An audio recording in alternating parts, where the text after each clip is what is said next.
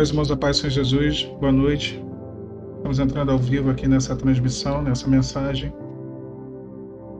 Quero deixar com vocês nessa noite de quarta-feira uma mensagem para o coração dos irmãos, para a meditação dos irmãos.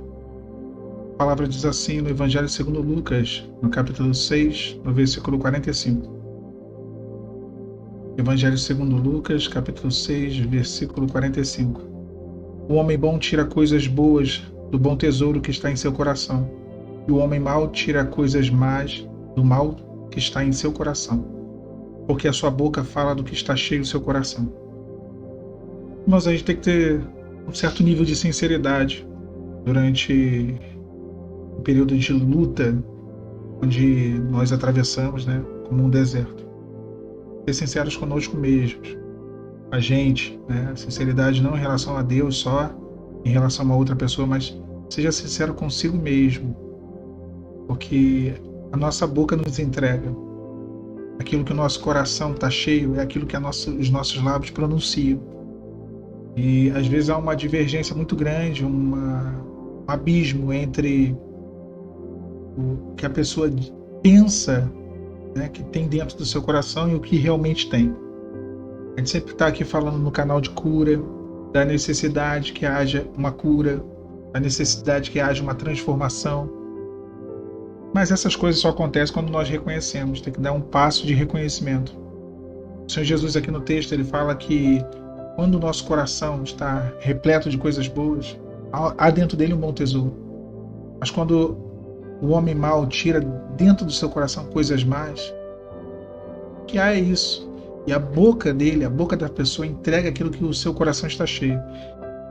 Eu acho que o maior comprovante de uma eventual cura ou da falta dela são as nossas palavras, aquilo que falamos. Será que os nossos lábios estão cheios de quê? Do Senhor, das experiências, daquilo que nós temos vivido com Deus ou não? Porque se não for isso, se estiver cheio de uma outra coisa, há uma necessidade de uma libertação. Temos que ser libertos. Não dá para poder ter uma outra condição em meio a um momento de provação. Não, a libertação também paira pelo nosso querer, no mínimo querer buscar de Deus essa libertação. No Salmos 45, o salmista diz assim: o meu coração ferve com palavras boas. Ele fala que o coração dele fervia com palavras boas. E aí ele diz: porque eu falo do que tenho feito no tocante ao rei. Ou seja, o coração dele fervia das palavras boas e ele falava daquilo que ele fazia, na busca dele, daquilo que ele fazia no tocante ao rei. E o rei aqui é com R maiúsculo, o Senhor.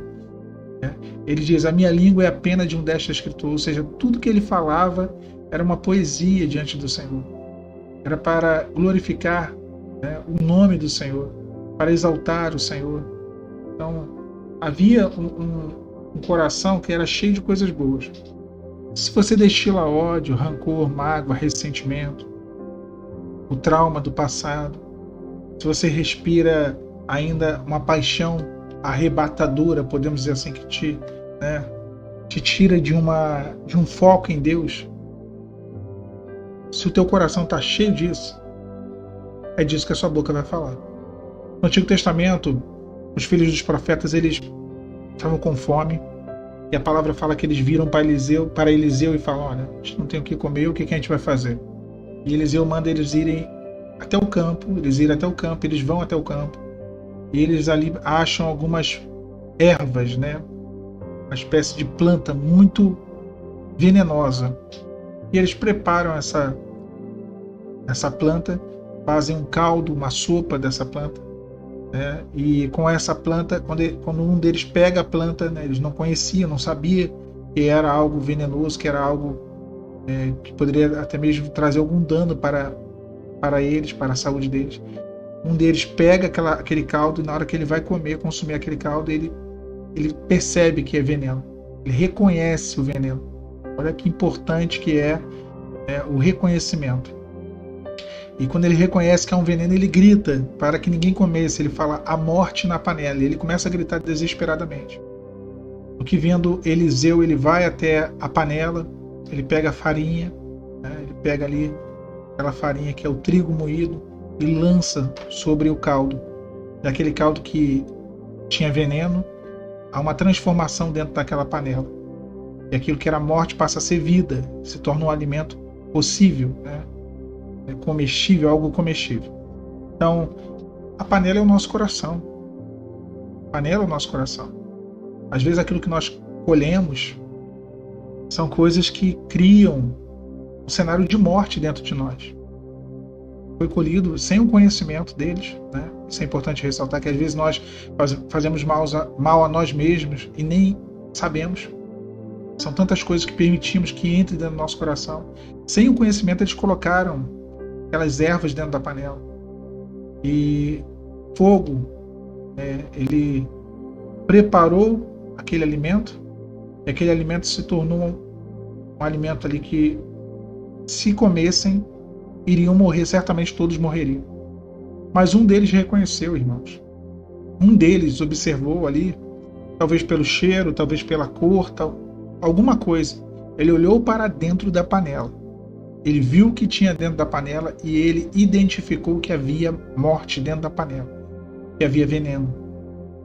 Existe a operação do Espírito Santo, mas tem que haver a nossa confissão, de olharmos para dentro da panela do nosso coração, de olharmos para dentro de nós, fazermos uma análise. Tem muita coisa que Deus revela, mas Deus não revela aquilo que nós sabemos, aquilo que quando olhamos, analisamos, nós chegamos à conclusão óbvia. Aquele homem, ele gritou a morte na panela. Porque ouvindo o profeta Eliseu, ele veio com a solução. O Senhor é o único que pode trazer a solução.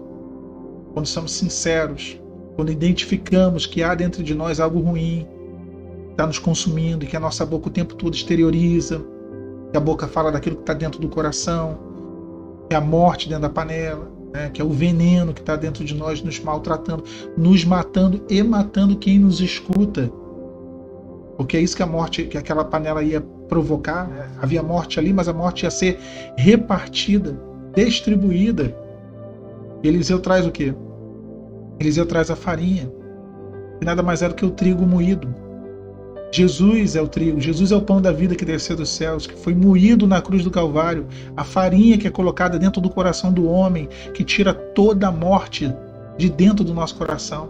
Se o Filho do Homem vos libertar, verdadeiramente vós sereis livres. E a morte sai, o que entra é a vida, porque a partir do momento que aquela morte cessou, que aquele mal foi embora, que aquele veneno foi diluído, que foi desfeito, eles puderam se alimentar daquele caldo. E não havia mais morte, havia vida, porque aquilo saciou eles. Então fica claro que há necessidade de nós limparmos o nosso coração. Há uma necessidade de que o altar do nosso coração seja refeito, reconstruído, restaurado, liberto.